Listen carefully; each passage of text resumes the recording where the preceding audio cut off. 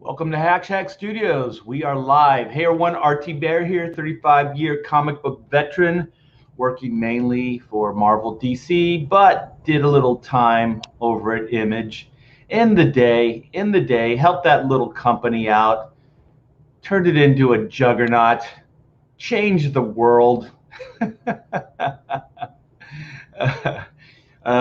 made the world a better place, contributed something. Told stories about good versus evil. Good times, good times. Yeah.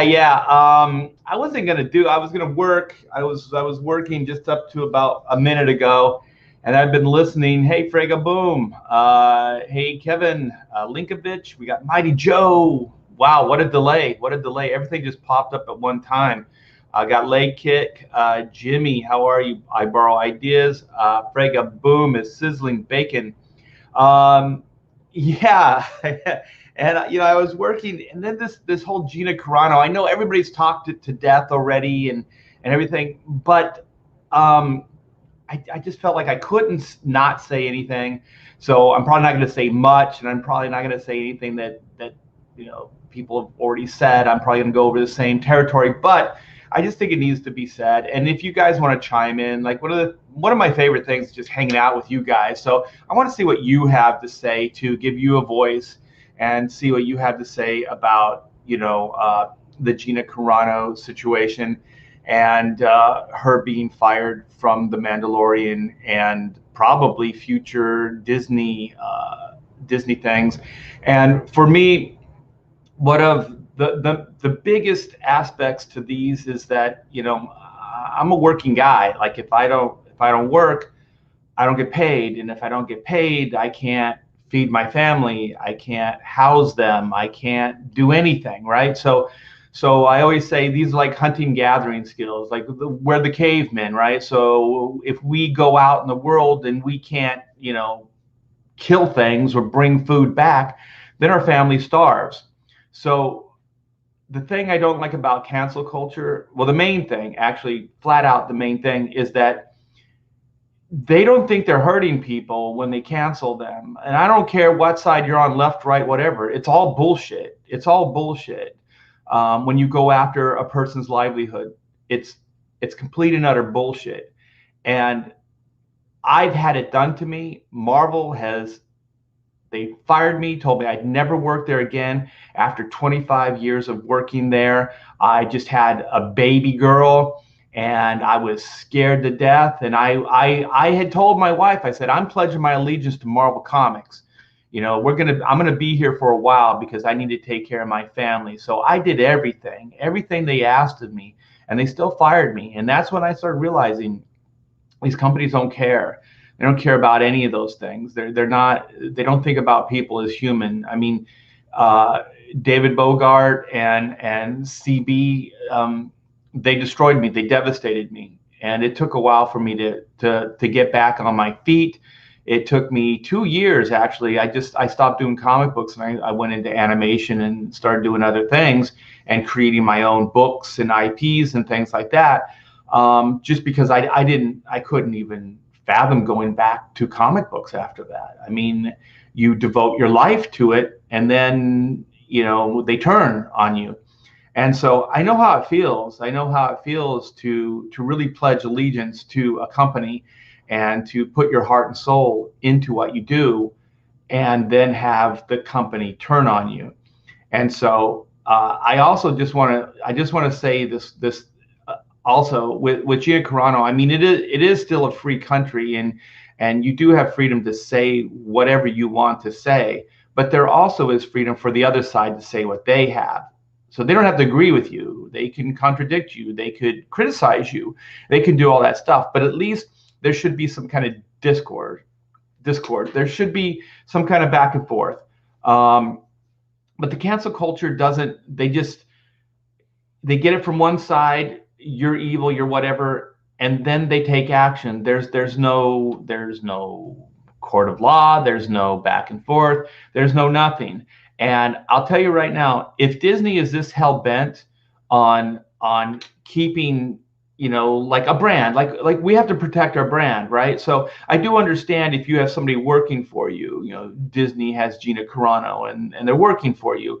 And so then that person says something that can be controversial or can be hurtful to your brand. I do understand coming down on them.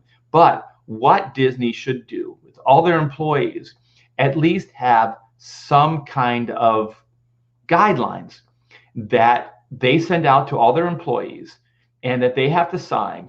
And it's a code of conduct. And they work within a code of conduct. And if they breach that, then that's a breach of contract. And then you can be fired. But it's not an angry Twitter mob. You know what I mean? It's not just, this is how I feel. I don't like what you said. It hurt my feelings. I'm gonna cancel you. It then has, like, Gina or whoever knew what they were doing, and they knew that there was going to be repercussions for their actions. And so then if they do it, they still choose to do it, then when it happens, it was a choice they made. But they knew that there possibly could be some kind of repercussions to whatever they say. And so I think I don't want to sound like I'm defending Disney or even defending Gina Carano. I'm just defending and speaking out against cancel culture. That's my main thing, is just not liking what somebody has to say, and then having the power to fire them. And there is a lot of hypocrisy, because there is kind of a right and left aspect to this, because there have been people that are more leaning towards like what the studio feels is the right side of life.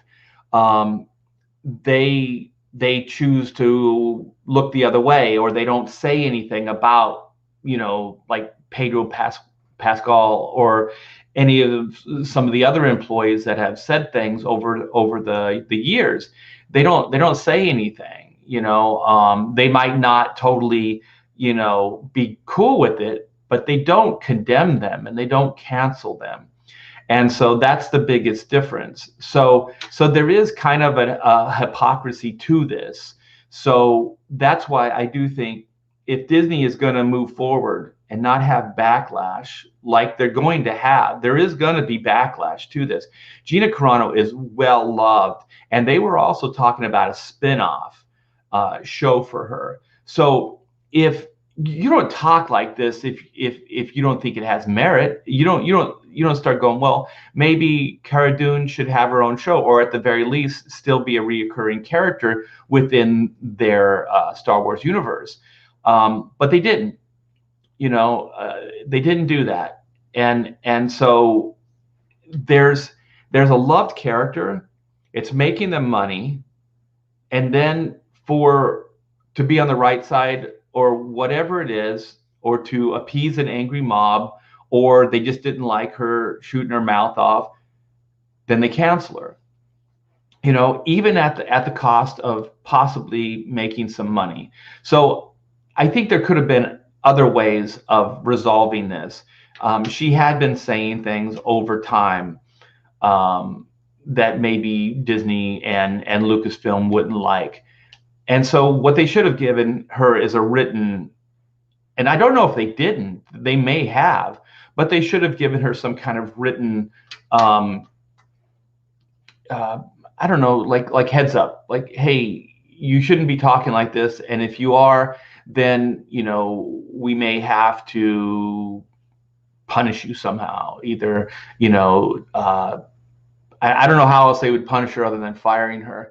But I do understand from a corporation's standpoint that they do need to protect their brand. Like I said, once again, I don't want to make it sound like that I'm like defending Disney's actions, because I still don't think that they should have fired her. But I do think there were other ways and things that they could have done to make sure that it never got to this point.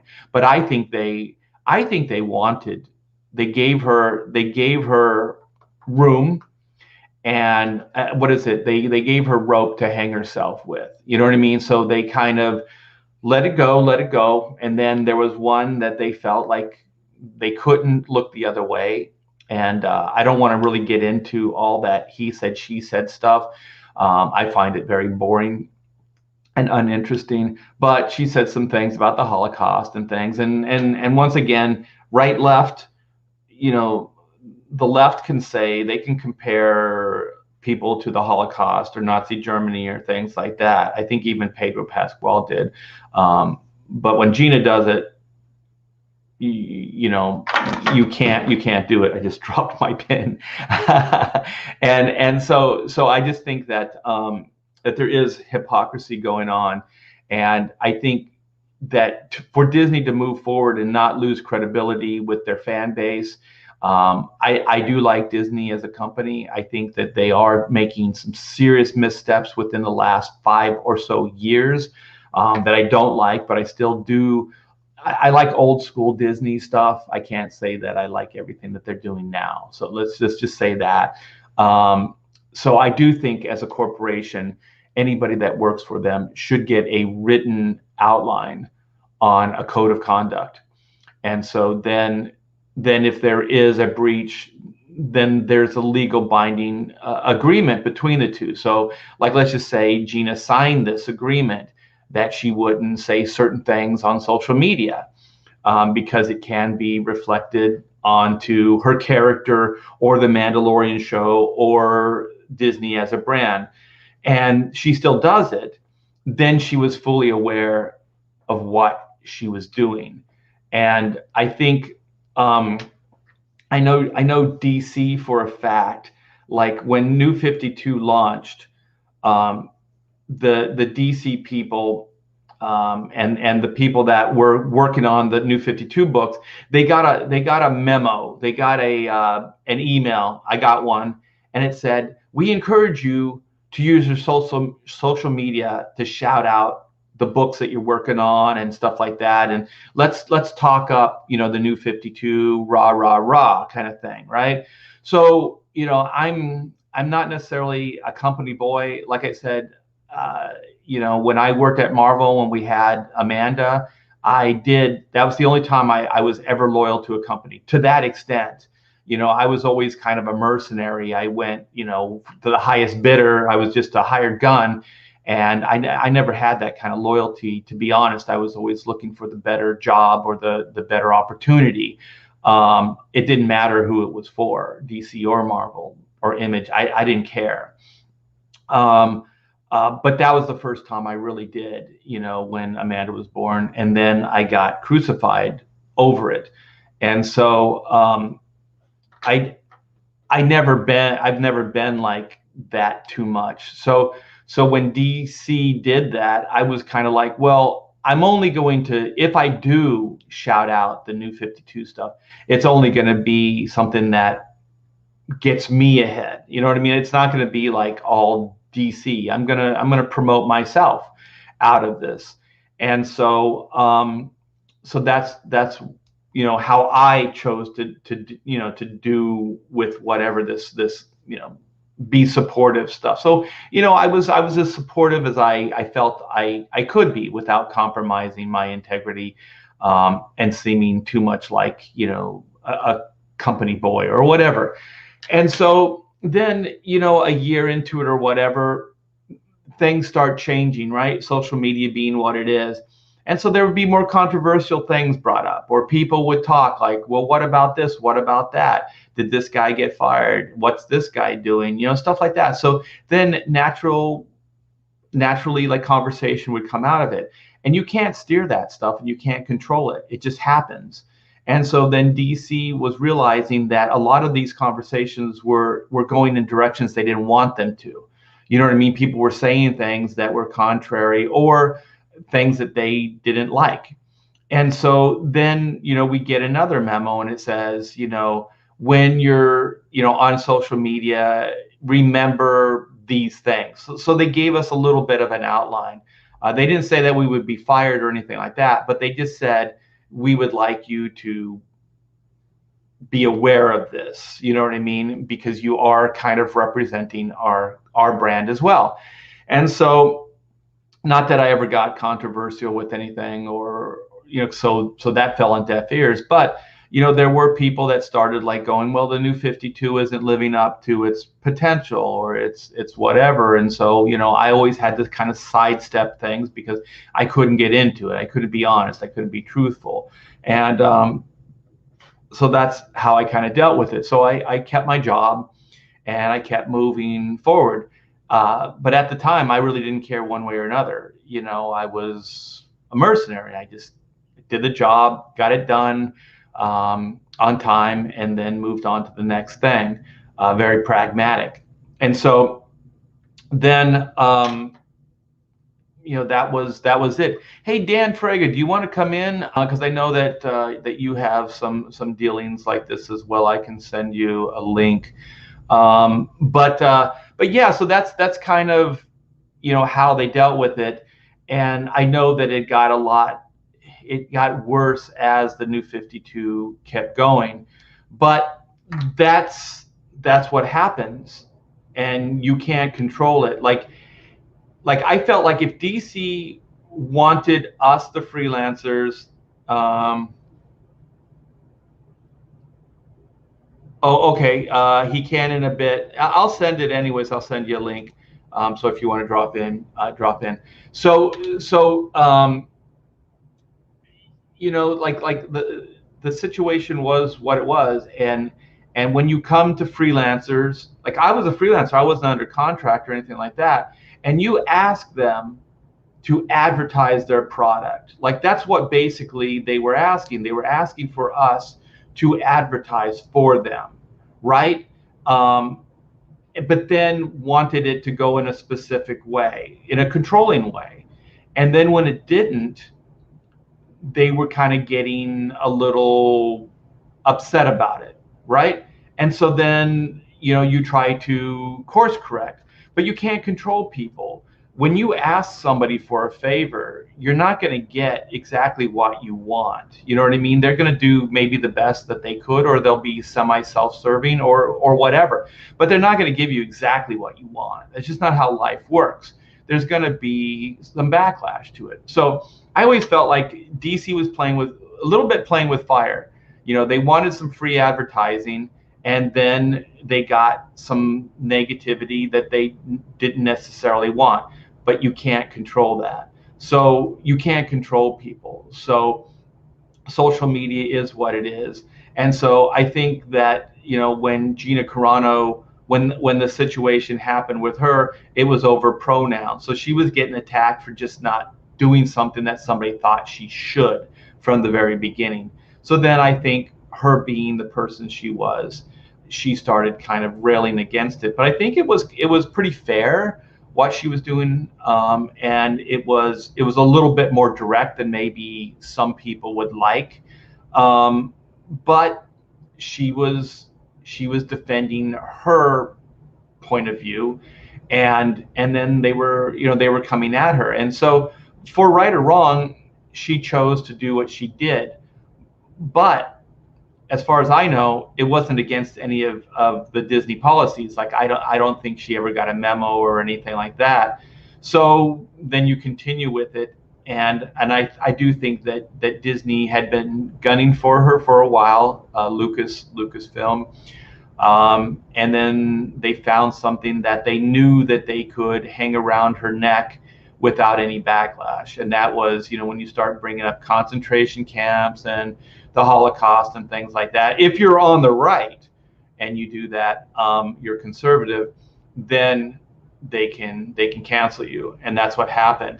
So, I really do think they shot the golden goose, and I think there's going to be backlash because I think the Mandalorian was a good start to get everybody back on track. I think that the people behind that show, Jon Favreau and his I can't remember the other guy's name, but his team, they brought the Mandalorian back to where old school Star Wars fans were getting on board again, and then the new people were like digging it, and it was kind of working. So it was a really good it was a goodwill gesture. You know, it started like mending some fences and started bringing, you know, the Star Wars fan base together. And then those idiots get rid of, you know, the Cara Dune character, which was much loved. I mean, the thing is, like, some of the headlines, this cracks me up. Some of the headlines are now like, oh, Filoni, thank you. Yeah, Dave Filoni, thank you. Um, um, you know, like there was goodwill, and you know, like Disney by their own, you know, was saying that she's a really popular character. That's why, you know, they were talking about bringing her into other shows and maybe even giving her own show. You don't do that if a character is not popular.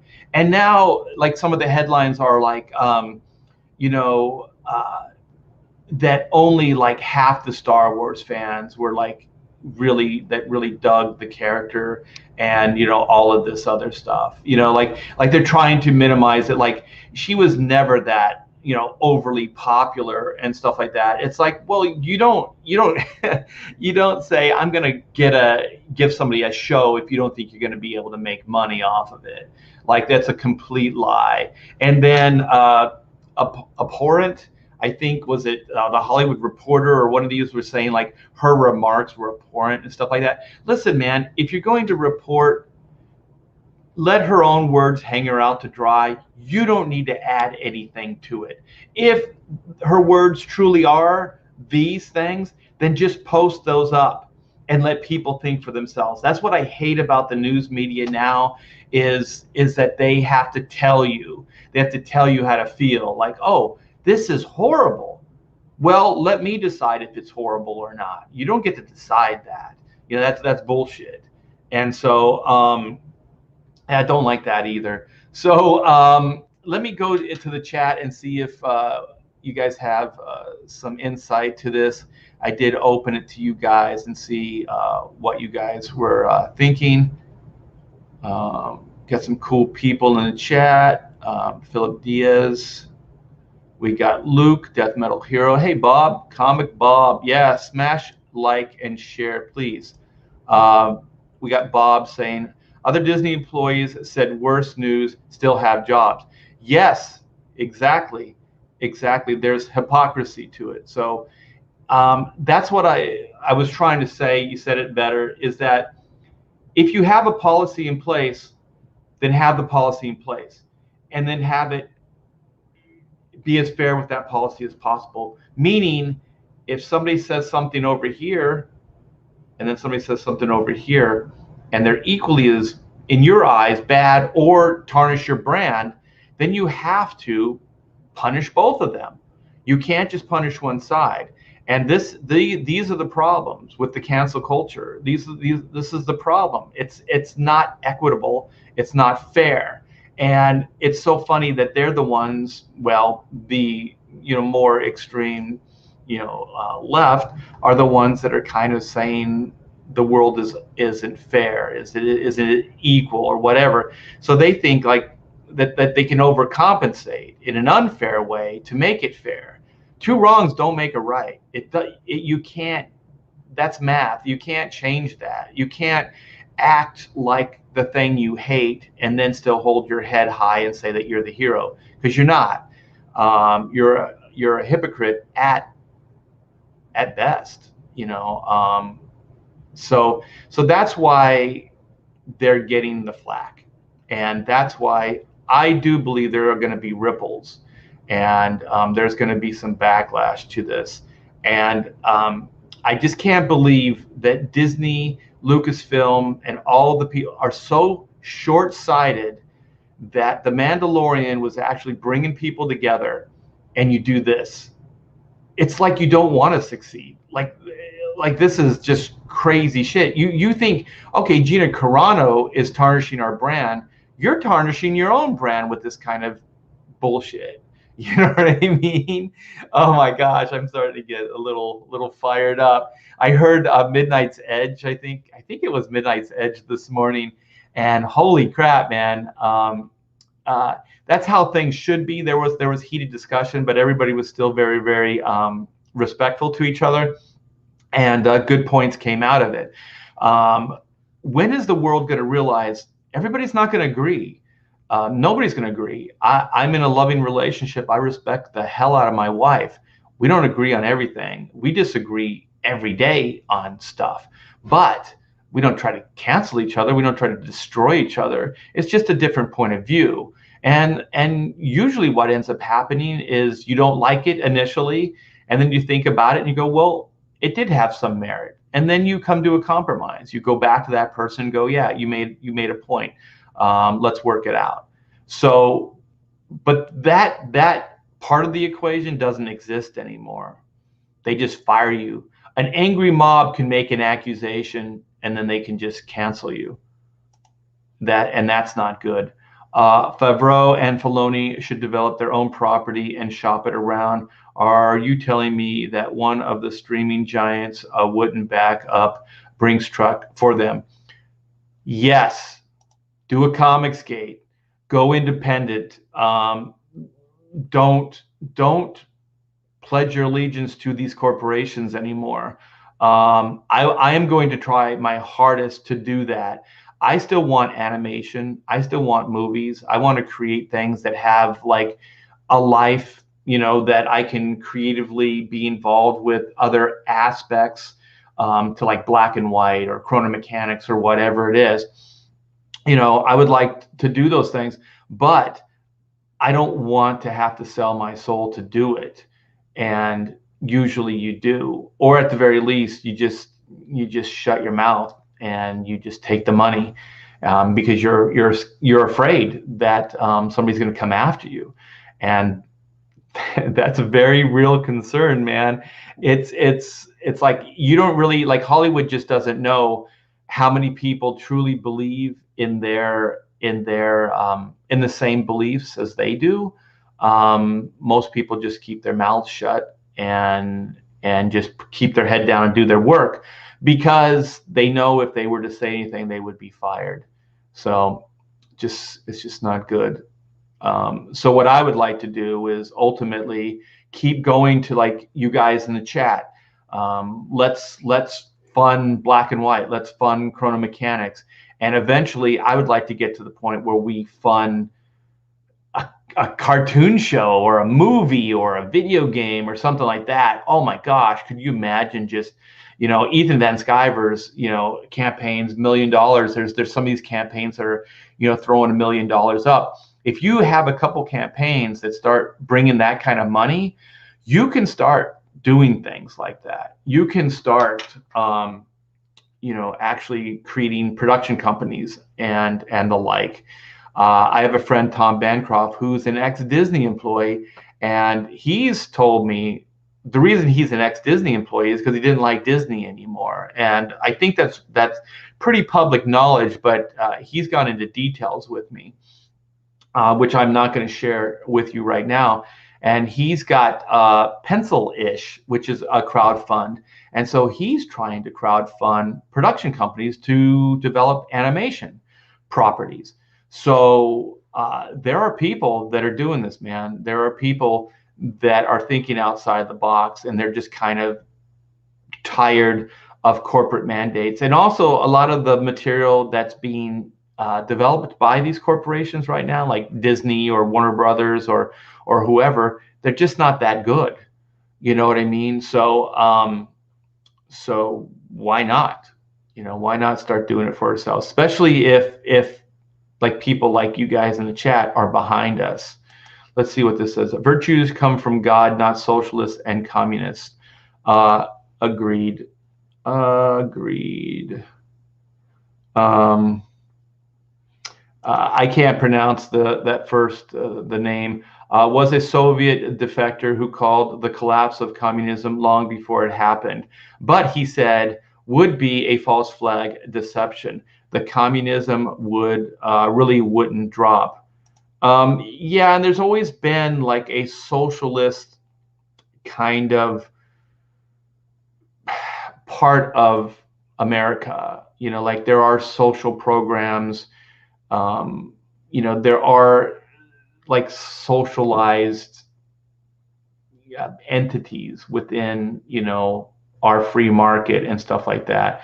But I do think they're different than a government. I mean, some of them are sanctioned by our government, but you know, um, I think some of, like, just to get into some of this is like uh, welfare.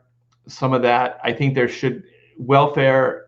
I think in idea isn't a bad thing. Like, let's just say I lost my job tomorrow and I went 6 months without work, it could devastate me. But if I could get, like welfare, or I could get, some kind of compensation, so, until I could find another job, but always with the idea and with this entity helping me, or at least encouraging me to get off of that welfare and to get another job. I have family members that have been on their lifelong welfare recipients, and there was nothing wrong with them. They could have worked, but the system almost encourages that kind of victim mentality. The system encourages them to stay on the welfare, and basically become a slave. Like, that's welfare. These social programs, a lot of them equate slavery. Basically, I mean, I'm just going to say it. Like, even when you have a credit card and you have a 20%, 25% interest rate, they know you're never going to pay that off. And then it accumulates and then multiplies as you go. So these percentages just get like if it's 20%, you spend $100, you're going to pay $20 of that $100 in interest to the credit card company if you don't pay that. And then it compounds the next month, and so on and so on. So it is a type of slavery. You become a slave to the bank. Like, that's what they want. They want you, like, every dime that you make to go into that. So that's what it's a type of slavery. And so people have to start waking up to these things. I pay my credit card off every month. I can say right this very minute, I don't owe anybody anything. I pay everything off because I don't want to be beholden to any entity that exists at all. And it's also personal for me. It's personal. It's like pride that I own this. I think it's bullshit that you have to pay property tax, but this house that I'm in right now, I own it. I think property tax is still bullshit, because if you don't pay your property tax, then the government can seize your home, which is bullshit. So it's an illusion. It's still an illusion of ownership, but it's the best thing we have. So yeah, I know we're going off on a tangent with social things, but I do think that there is a lean to that, and I think the people that are supporting the more socialistic aspects think that it's being fair. But being fair, you can't steal from the rich and give to the poor. That's like a Robin Hood idea, and that was the government, and there was an unjust situation, and there was different circumstances. When they say the rich should pay their fair share, stuff like that, they already are paying their fair share. They're paying a higher percentage than we do. So they're paying more into in taxes and things like that, just by the sheer amount of money that they make. There's other aspects to it that are more complicated, like offshore, reserves, where they can actually shelter money, in different accounts, so they don't pay taxes, and that's more of a tax evasion aspect. And if you want to come down on them for that, then fine. That's a completely different thing. So let's see what Henry Bemis has to say. Their misconstruing of her tweets was willful ignorance. I agree. They knew what she meant, and it probably hit a little too close to home. Yeah, and to be honest, they ended up doing exactly what she was saying. Like, they just proved her point, by firing her. So it's whatever, man. Like, we see it. I hope other people see it. It would help. Let's see. Robin Hood didn't steal from the rich. Yeah, yeah. Actually, he stole from the government. Yeah, but the saying is steal from the rich to give to the poor. But you're right. Yeah, there was a distinction there. They stole from the corrupt government that was essentially the rich and stealing from the poor. Yes, yes, indeedy. So let's see what Arctic Hutfuls has to say. Friendly reminder, that sketch still has me blocked because he transferred his anger at Ethan taking his wrench to me after I tried to help him.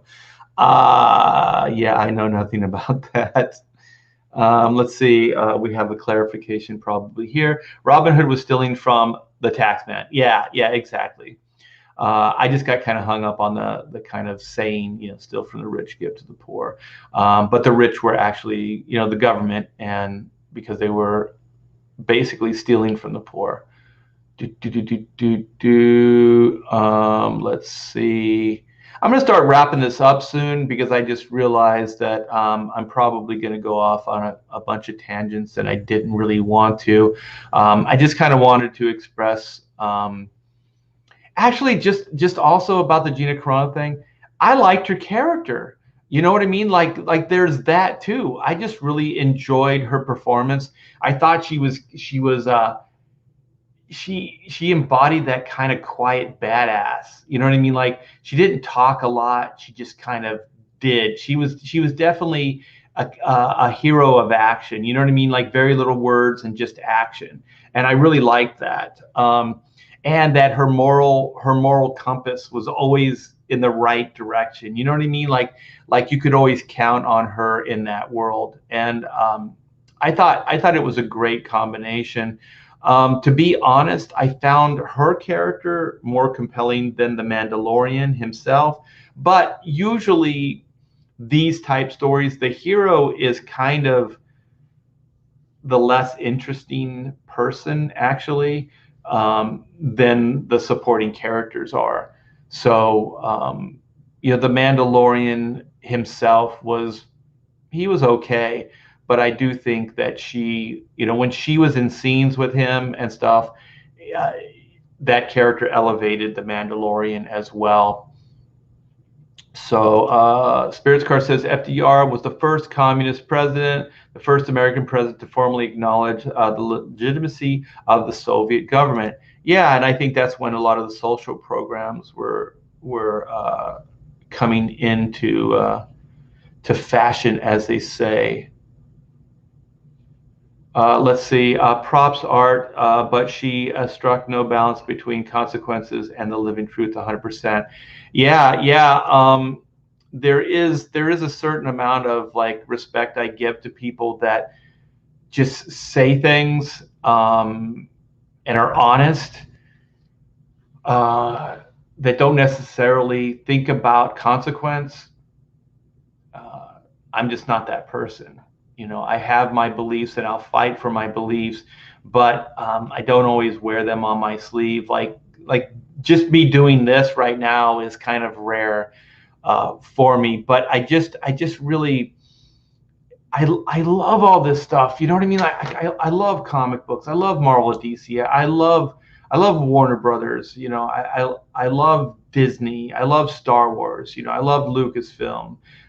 I love all that stuff. So I just don't want to see this shit being brought into it. There's no reason for it at all. You want to be a politician? Fucking be a politician. You want to create policy? Well, then go put your ass on the line and go get a grassroots, campaign going and become an elected official. Go do it that way. Don't do it with your corporation. That's bullshit. You're going to change the way people think and feel based on Star Wars. Well, that's not what people want. This is supposed to be escapism entertainment. People want to get away from that bullshit that I'm talking about and just be entertained for 2 hours, watch a movie, be taken to a different universe. There could be parallels to the real world, but don't be heavy-handed with it. Don't be one-sided. Don't be preachy with it. Nobody liked that. people used to speak out against it, you know, like, oh, that was really heavy-handed or that was preachy. Now, like, it's virtue signaling and they get points. It's like, yeah, that was right on. You said it like it is. Your Ghostbusters should not be a political platform. Ghostbusters should just be, you know, for characters, you know, busting ghosts, you know, capturing ghosts, and just a fun, scary action adventure. It shouldn't have like girl power or that to that extent, you know, where you make it some kind of like political statement or anti-white male or whatever it is. Nothing should be at the cost of anything else. The only time there should be something should pay the price is evil or bad. That's the only thing that should in these type of stories. It shouldn't be somebody just because they're a white male or because they're a female. It shouldn't. I mean, there could always be the butt of a joke and stuff like that, but I think it should always be earned somehow. So if the white guy gets shit, he should be an asshole, or he should be, you know, say stupid things, and so he pays the price for it, or characters rib him. There should be a reason for it, not other than just his skin color or whatever. And then what's weird too is like, you know, I was my daughter got us Disney Plus. And I know everybody's like urging people to cancel Disney Plus, but it was a gift. And so my wife and I, we finally just broke down because we were bored, and we watched Frozen 2. And then, you know, this is like Norway. This is like white blonde people, you know, and then there's black people, there's Africans, you know, African, you know, I guess, I don't know what it is, but they're there, like they just like they're plugging in, like they're almost like changing. Not that Frozen's historical like Frozen 2, but they're changing the dynamic. Like, oh, these people were there, and it's also a period piece. You know, it's not contemporary. So they're like, oh, these people were there. The people really weren't there. You know, it would be just as weird to like do like a period piece on Africa, you know, and have a tribe and then have like white representation hanging out in the tribe of Africans. You know, it doesn't make any sense. It's just weird. It's weird and artificial. But if you speak out against it, then you're racist or whatever. I just think just being honest, just be truthful. That's not truthful, and that's not honest. That's artificial. You're trying to recreate a narrative or try to virtue signal to make people think you're cool. And it's just silly. It's just really silly. And I wish it would just go away, because I just don't think it gets anybody anywhere. Just make it matter of fact. Like, you know, they're like, oh, well, Marvel needs to be diversified. You know, the Marvel Comics universe. It is diversified. Just celebrate the diversity that's there. Create more diversity, but don't do it by changing a character, a white character into a black character or whatever it is. Don't do it that way. That's artificial. That's weird. Just create a cool new black character, you know, or celebrate the characters you have. You know, you have some great characters. Use them, utilize them, put them in the forefront. Let's see. Robin Hood didn't steal from the rich. Yeah. Yeah, and gave it back to people. We got that. Oh shoot. Yeah, I actually screwed up there. So yeah. Oh wait. Oh, that wasn't it. Where was it? It was the thing just jumped. Today's the Disney's investor call too. Yeah, that should be interesting. Yeah, because I'll tell you right now, if I was a Disney investor, I wouldn't be too happy with that, because I'd go just from a business point of view. She's a golden goose, man. She could make them money. She is she's a commodity. You know, like I said, these are like financial terms. Like, I don't want it to seem like, oh, you know, we're just reducing Gina Carano to dollars and cents. But to them, it's a financial asset, and it's an untapped asset. Like, they don't know what Gina Carano, like the Cara Dune character, could actually bring them financially. Very, very popular character. One of the standouts of the Mandalorian. I think, to me Personally, I think she was the standout of the Mandalorian. I know Baby Yoda gets all the acclaim and stuff like that, and that makes good marketing sense because they could sell a ton of that stuff, and I don't fault them for that. I didn't even fault Lucas for Ewoks. You know what I mean? I knew what he was doing. I knew it was kind of a cash, like a cash. What do they call that? When you kind of sell out for cash, but it served its purpose. I thought they were kind of cool. They helped take down the Empire, and I understood it was like, it was like low tech taking down high tech, and I like that type of story. So there was enough cool in there, but then they were cute and cuddly, and so they could sell plush toys to kids. That's fine. That's fine.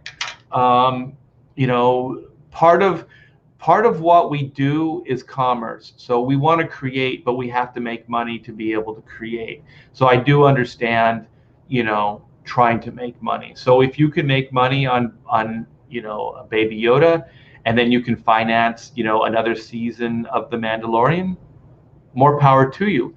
But, be honest with it, be completely honest.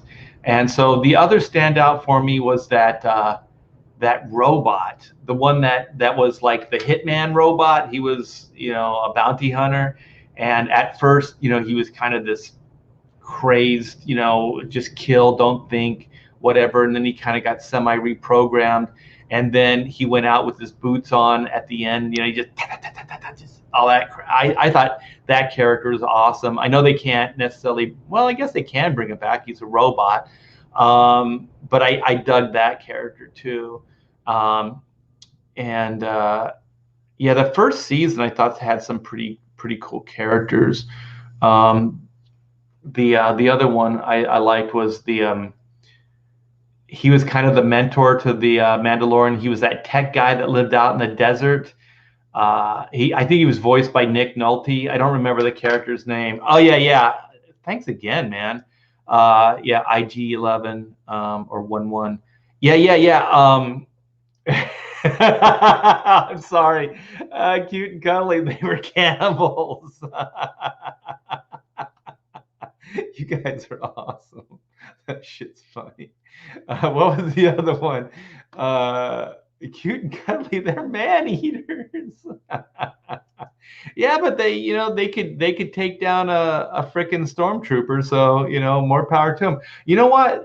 Russia. They were kind of our allies in the war. So even though their culture was, they were man eaters or cannibals. I don't know. Make up your mind. Were they just man eaters or were they cannibals? Is cannibal, is that just eating flesh or is that eating your own? I think it's just eating flesh, right? Yeah, so that works. Let's see what Sketch says. I think Favreau is good. I also think he's not in charge. I think he has some power, but not ultimate power. And the people that are in power need to put their petty differences aside and realize what's working and what's not. And Gina Carano's character was working. Half the country agrees with the sentiments of Gina expressed in those tweets. So we know that what Disney thinks of us. Why give money to that?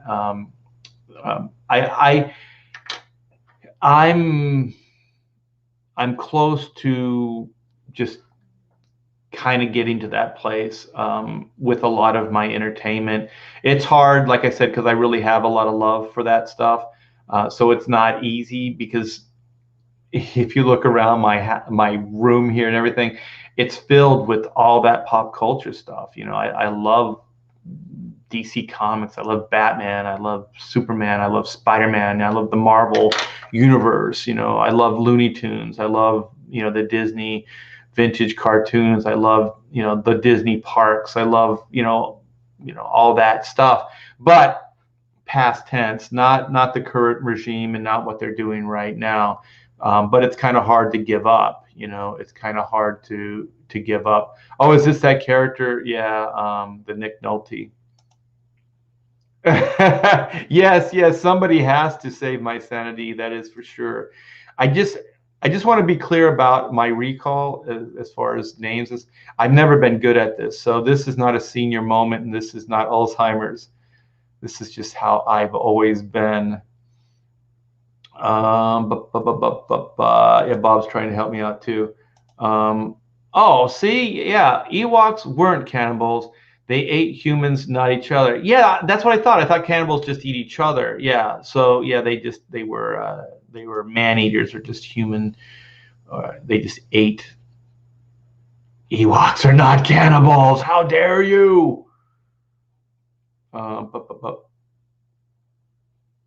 Yeah, yeah, okay. Yeah, I guess like people could be meat too, right? Do, do, do, do.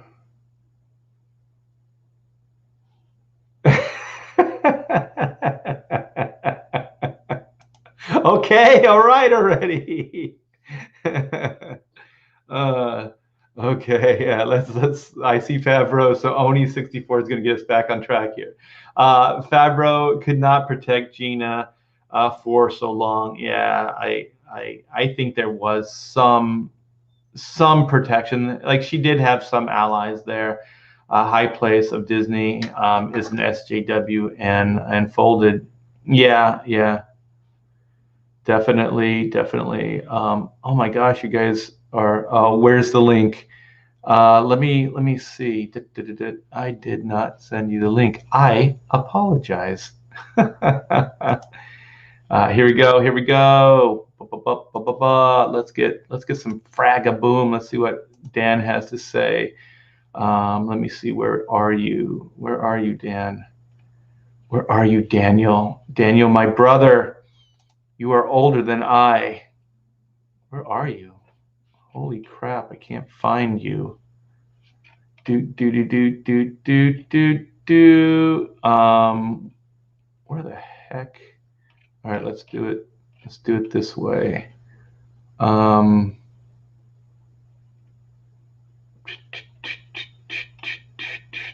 got to be in here somewhere. Why? Where are you? Open the tab. Okay. Let's see.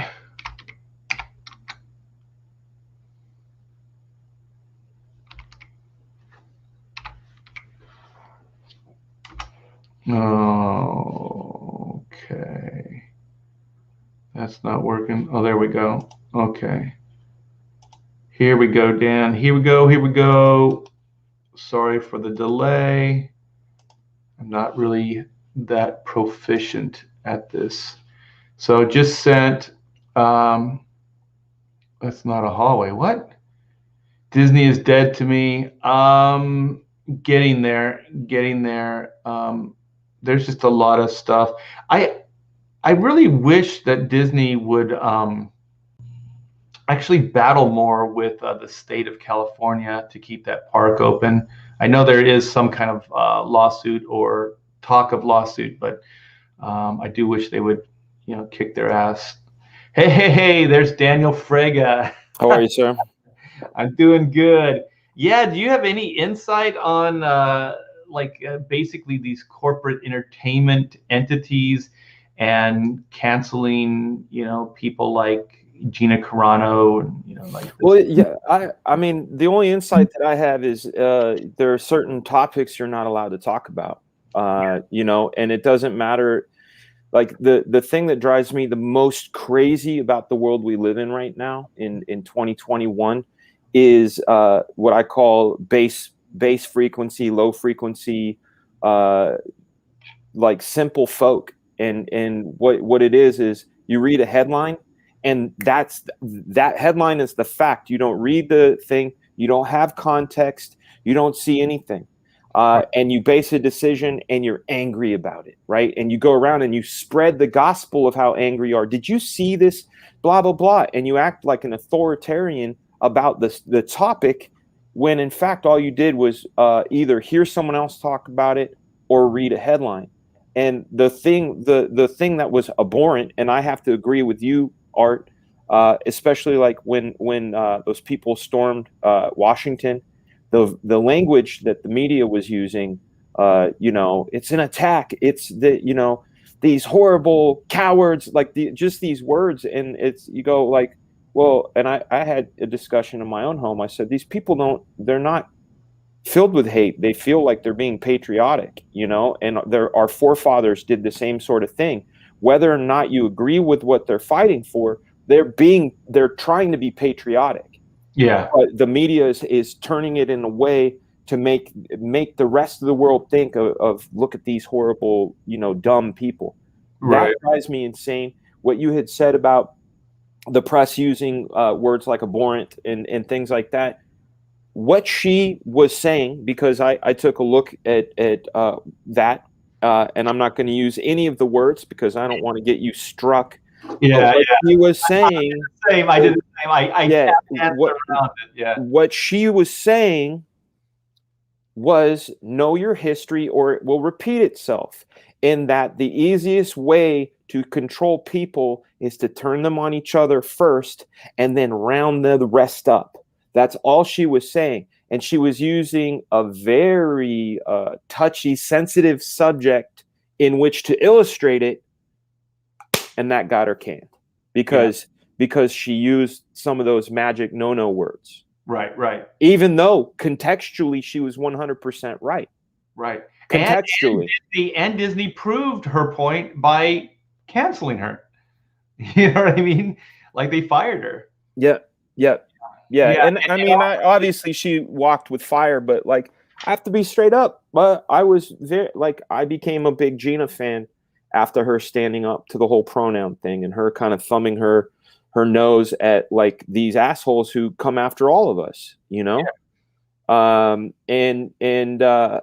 It's bananas, man. That's my whole opinion on it. Like, I'm not like, you start off your video, was saying basically what I think. You know, I feel like that, you know, I get alerts and notifications. Like literally, if I got $1 for every time I read the words Gina Carano fired on my notifications on people doing videos about it, I wouldn't work today. I'd be paid. Yeah. You know, but you definitely have a unique perspective in that it's happened to you.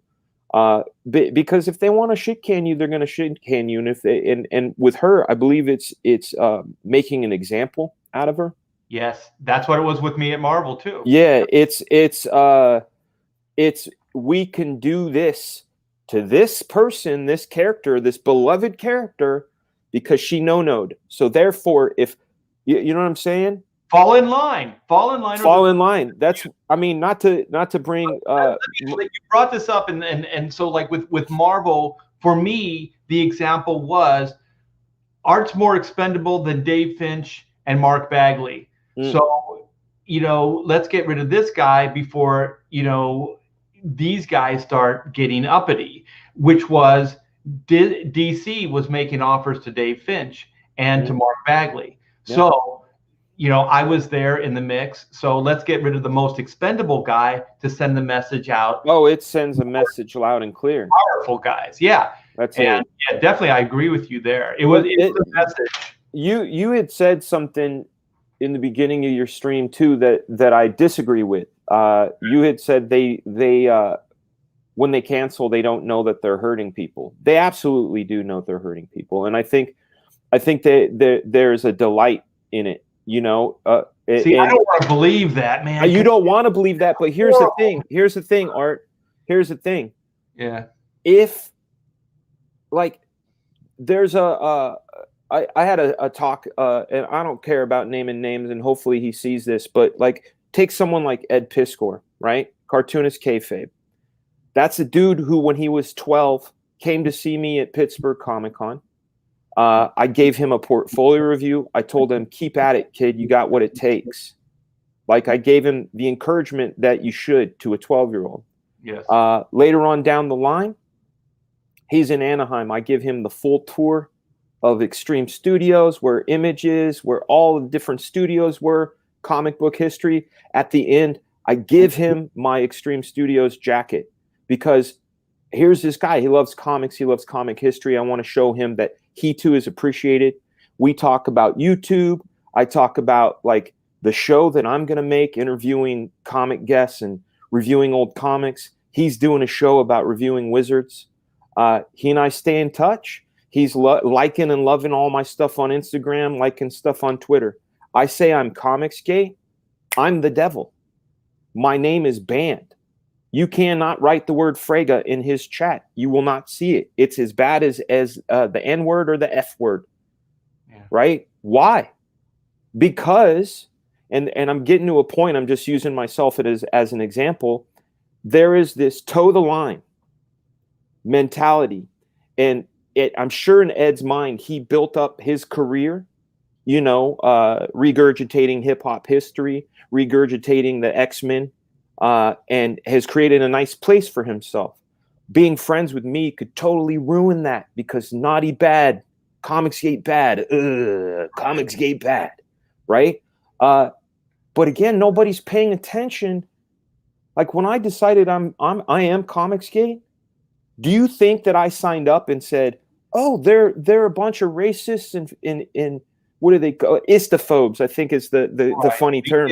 They're a bunch of istophobes. That sounds like what I want. That sounds like me. I think I should join that. Right. Anybody that really truly knows me knows that I would never. Right? Never ever. What I did is I did due diligence and research because I have enough friends that I love and respect that were part of Comicsgate before I was, and I know them, and I go, this is bullshit. And I looked into stories and I figured it out. I'm not one of those guys that reads a headline or a wiki page and goes, it's that. Oh, I better not even associate or I'll get the stink. As your boy Zach says, the cheese touch from Diary of a Wimpy Kid, the cheese touch. Exactly. Right? So that was the thing. I love those films, by the way. Yeah, they're funny. But that's the thing. Yeah.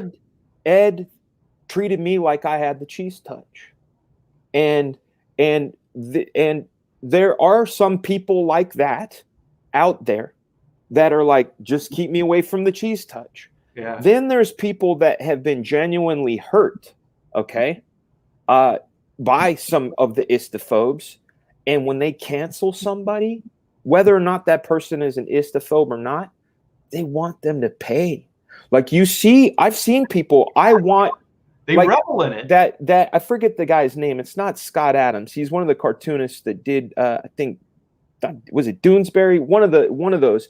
But somebody had written, I hope he dies poor, penniless, and homeless in some alley.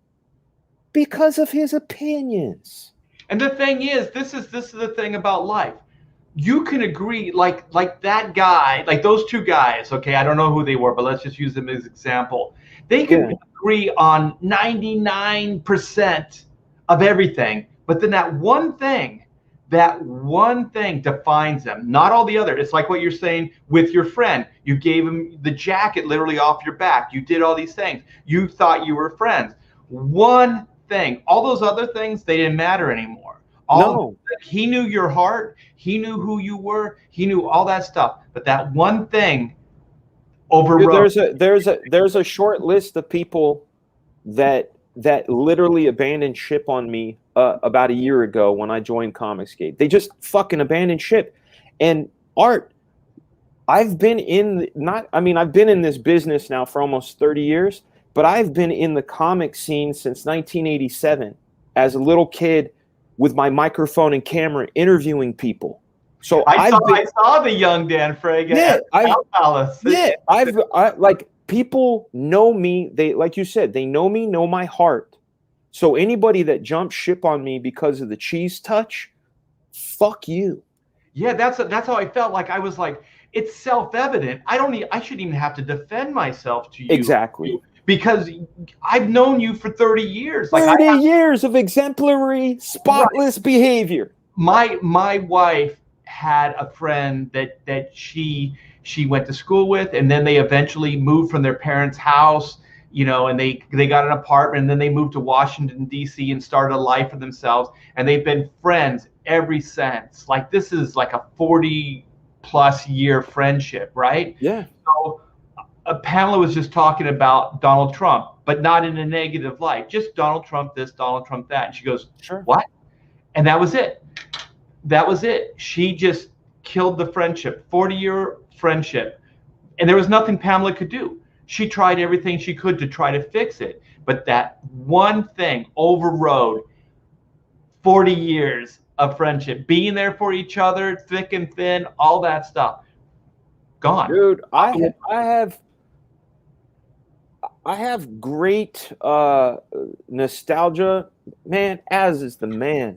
Yeah, he is. Thank you so much, man. I love Az. Respect for the great art and Dan. Yes, thank you so much, man. And right back at you. Big love and respect for Az, man. But no, man, I am very reminiscent and longing for the days where you can still be friends with people you don't agree with. You know what I'm saying? Like I still have buddies that have opinions on things that I am totally don't agree with. We don't fight about it. That's your choice. That's my choice. Like, you know, like it's a ketchup mustard hot dog discussion. Right. They're both good. Yeah. Fuck. Who gives a fuck? And at the end of the day, you know, like that's what I'm saying about like this weird base surface thing where people go, oh, they said Trump, they support Trump. I think Trump is bad man, bad orange Cheeto tiny hands man.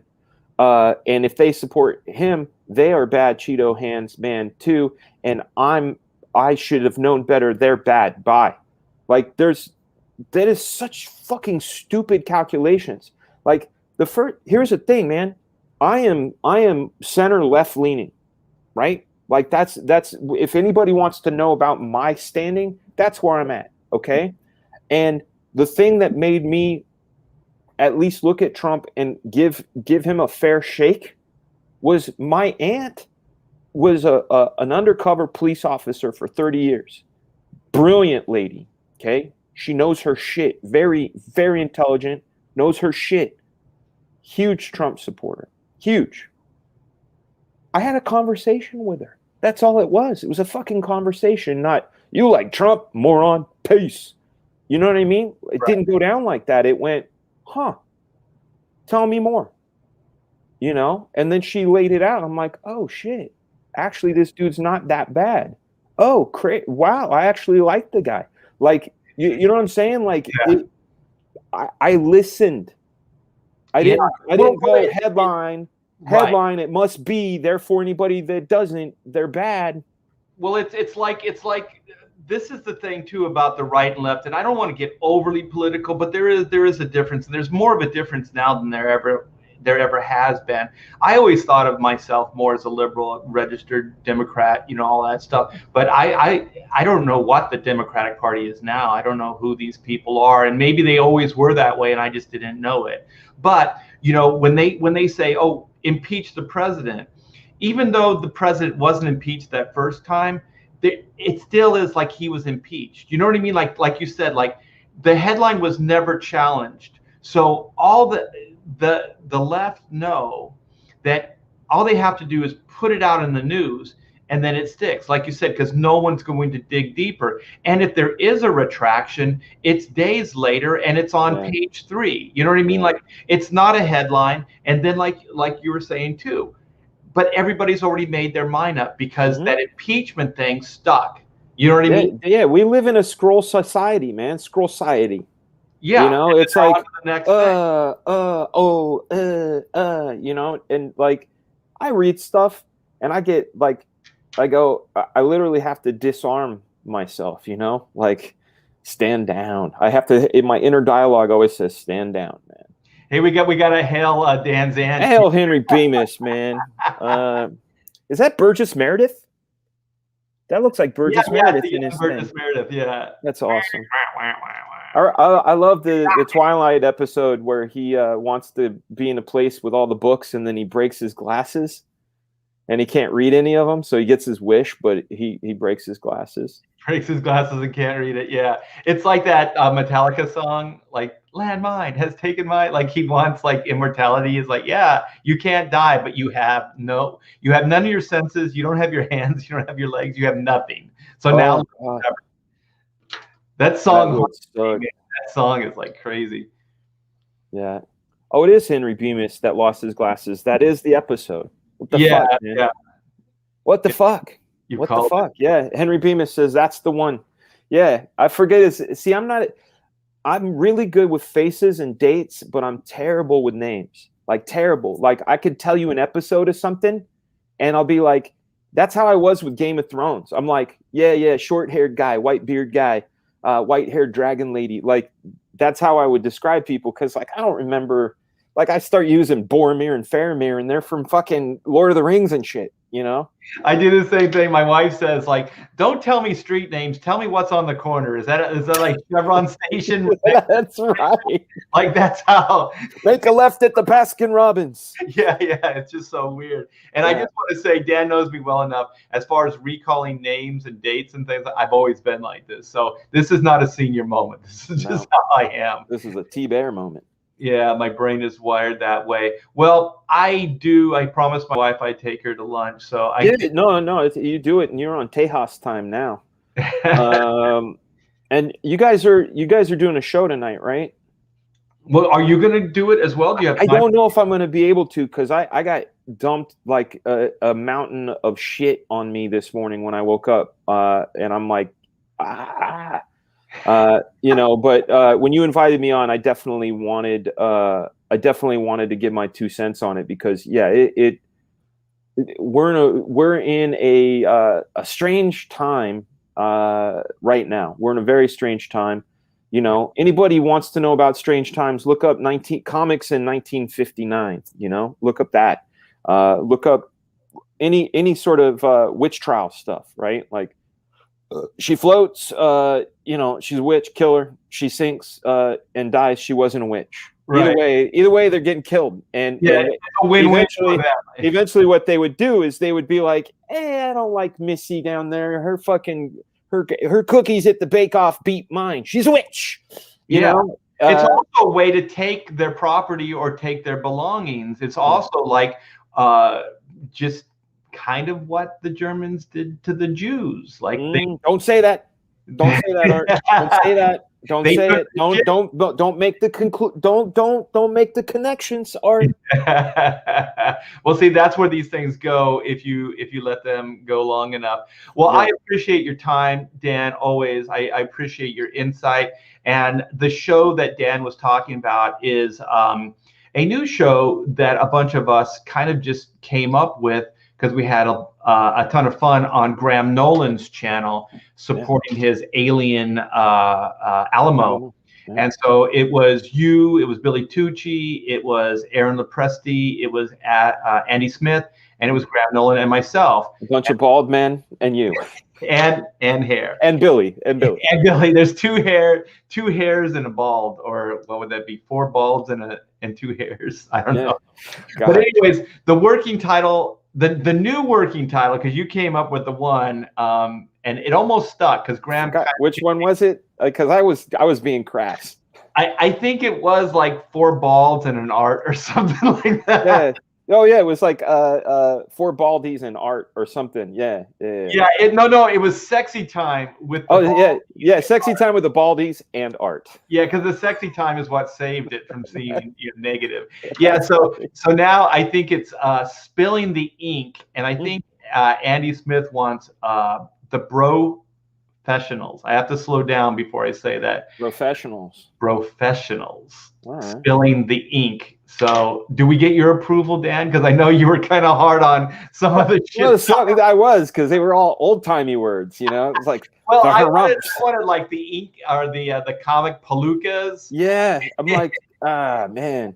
I mean, it's an old-timey word. Maybe you bring it back, you know? But, yeah. You know I don't use that in my vocabulary. It was on purpose. Yeah, that's why I wrote, am I cruising for a bruising? Because, you know, there's old sayings and old names. Like, I haven't seen a Vern in, like, when's the last time you met someone that said, hello, my name is Vern? Vern, yeah. You know, or not too many Eugenes, not too many Stewarts. I don't meet a lot of Stewarts anymore. You know what? The lady across the street, her name's Kathy. And I was like, holy shit, a Kathy. Like, I haven't heard of Kathy. Yeah, those are like, there's certain, like, Kathys are like 35 and older. You don't see a lot of Cathys. Yeah, exactly. Yeah. You know? And I grew up in a Hispanic neighborhood, so Arturo was always the big thing. So Yeah. it was a very popular name when I was growing up. But there was no white guys named, you know, Art. They were all like Hispanics. So Arturo was my name, you know, growing up. Yeah. It was Arturo Eduardo. Well, man, go enjoy your comida. Yes, You know? I will. And thank you again. And hope to see you tonight on Spilling the Ink, the bro. We'll see how it goes. I got to fight the good fight against time. All right, my friend. Take care. And Thank you, sir. thanks everybody in the chat. Thanks for the super chat, Oz. I appreciate it.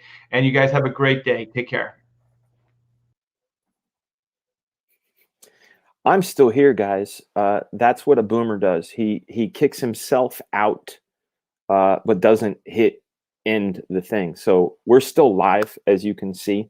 This is now the Fraga Boom Show. Art kicked himself out. We're still going live. He basically did not hit end stream, which is in the upper corner. So here I am with you guys. I hope you're doing well. I hope you're doing great. Oh, maybe I can show you some drawings. Hold on, let me see. You know what I do late at night after I put the kids to bed and I finished up doing some work is I'll sit and I'll sketch on my couch. That's where couch doodles came from, right? So I'm doing some redesigns on Hellfire. So this is some of the stuff from last night. Maybe you can see it, maybe you can't. But yeah, this is some of what I do when I'm not doing what I do. You know, if you guys are quick on a snapshot, you want to see the entire Black Flag book. That's it. Oh, you got a screenshot fast. I hope it's blurry. Let's see. Oh, my daughter, she loves Spider-Man. She's turning 2 on Tuesday, and I've been drawing her baby Man. She calls him Man. So I've been doing this. I keep a lot of notes as I work. Let's see. Here you go. Prioritize elements, general level of intensity. Let the audience fill in the gaps, simplicity, shadows, and silences. Isn't that great? Some fun stuff. I'm always practicing gesture drawings right here. You know, what else? Oh, creating some designs, because Raiden, the character Raiden, is pretty much a timeless dude. I'm not going to tell you much more than that, but there's some different helmet designs that he went through, some different effects and things. Fraga Boom, do you think the universe forced closure of your Couch Doodles channel to force you to rebrand specifically as Fraga Boom? Spirit's Car, that is a great theory. I wondered about it because I had spent 6 years building the Couch Doodles brand. The Fraga Boom brand on Instagram got killed. I wish can I send the link? Share. No, I can't send the link. Oh wait, I can send the link. I don't know how to I'm about to art to bear. Here we go. Let's see. Let's make a party out of this. Let me go on YouTube real quick. And then we can have a little party. Let's see. Where is it? My 2 cents. I'm going to hear an echo of myself. Here we go. Here we go. Link is in the chat. But you know what, guys? I can't let you in. There you go. Death Metal Heroes, exactly right. I just sent you guys the link, but there's nobody to let you in. Thank you, Luke. Anyhow, I hope you guys are doing good. I didn't anticipate taking over. What's up, baby? Mom was wondering what you want for dinner. I don't know. You want to say hi to people? This isn't even my stream. This is Lily Bell. Yeah, the this isn't even my stream. See how it says Hack Shack? I was on my buddy's stream and he's like, "Goodbye, everyone," and he left, but he didn't kill the stream. John Davies, what's up, my man? Someone text Art. I'll do that right now. Hold on. I'm gonna call him. Real quick. That'll be funny. Here it is. Calling him. I don't know if I should have him on speaker. Who are you calling? Art to Bear. Hello? Art, hey, I have you on speaker. I just want to let you know you didn't kill the stream. I'm still live on your show. Oh my gosh, hold on. People can hear you because I have you on speaker, but I've been spending the time showing people artwork because I'm like, hey, you need to kill the show. Oh my gosh, oh my gosh, hold on. Boomer. All right, just end the stream and I'll go bye-bye. Let me see. Well, thanks for continuing. Are you still there? I'm still here. I'm on it. Yeah. So you got to kill it. Otherwise it'll just run and run and run. Yeah, I think you hit leave studio without hitting peace out. But it's fine. People are enjoying the time. All right. I'm hanging up now. And then when I'm gone, I'm gone. That's it, guys. So Art knows. He's downstairs. He's on his way. And when I go, I go. And if you haven't yet, back Black Flag, back First Man, back Rainbow the Brute, back Alien Alamo, back all the good stuff, man. There's tons of really good stuff. Go back Zaid Comics. Go subscribe to a bunch of people's shows. If you don't subscribe to my show is Fraga Boom. And that's it. So hopefully maybe Art will come back in and be like, hey, but either way, I've hijacked the show. Past Master Dan says, do it now. You want? Here, I'll do this. I'll put myself off the camera so I don't ruin the illusion. Hello, this is Arnold Schwarzenegger. You are watching Hack Shack Studios with Artie there. Make sure you back all of Hack Shack books, all of Incredible Comics, all of the All Caps, Compass Comics, all of them. Do it now. Do it. See, that was it. All right, that's it. Oh yeah, back Fatal for sure, man. Charlie Snogans is the man. I'm gonna kick myself out of here. No. You guys have been great. I have plenty of things to do. My wife is asking questions about dinner.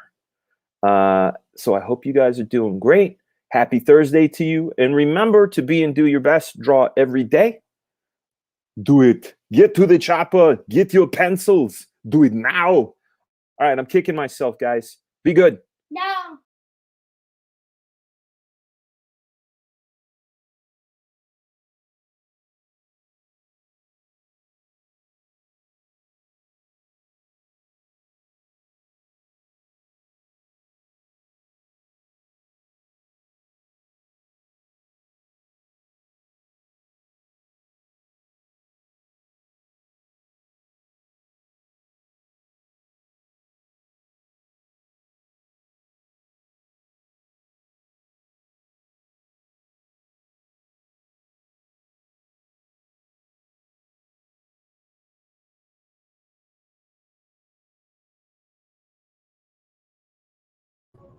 All right, hold on. I don't know. Geez Louise. I think we're still live. All right, you guys, I completely apologize. What a cluster F. Yeah, I was downstairs making lunch plans, and then Dan Fraga called me and said, you're still live. So what the hell? I hit... Hello?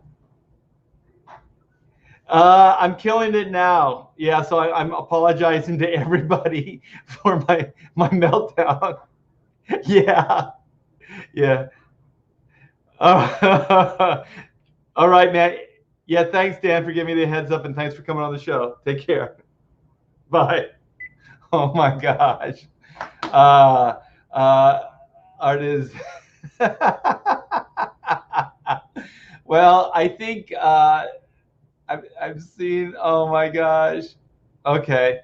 So I don't know if this is still going out live. It says live, so I got to cancel this, right? So I do appreciate all your patience. Sorry for my little meltdown there. And I will see you guys tonight. So let me see. How the hell do I got out of here the same way I always did, which is weird. Okay, so take care, you guys.